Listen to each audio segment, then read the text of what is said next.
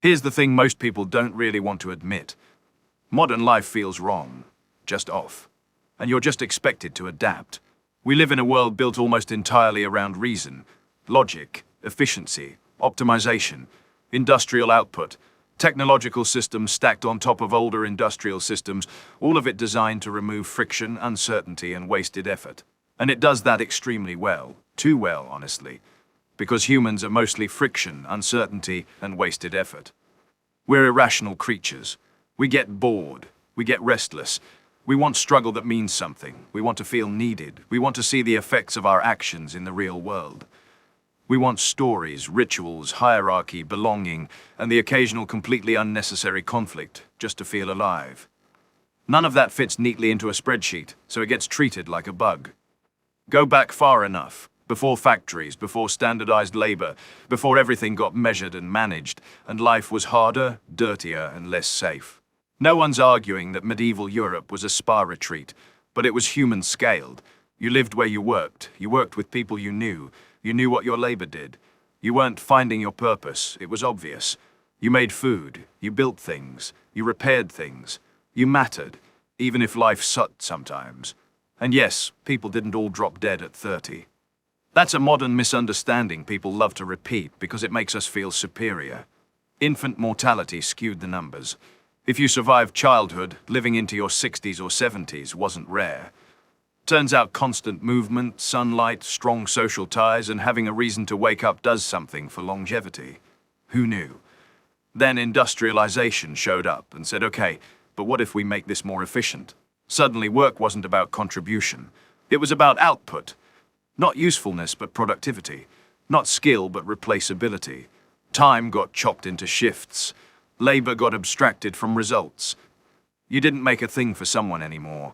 You performed a function inside a system. And that system didn't care who you were, as long as you showed up and did the task. That alone did a number on people. Then technology came along and finished the job. Now most work doesn't even touch the physical world. You move information around. You respond to messages. You attend meetings whose sole purpose is to justify other meetings.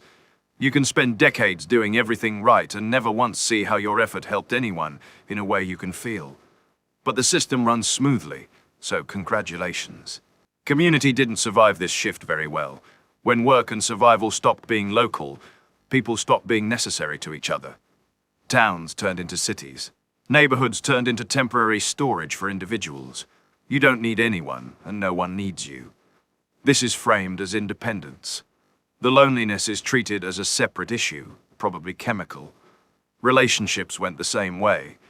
Courtship turned into apps. Marriage turned into a liability.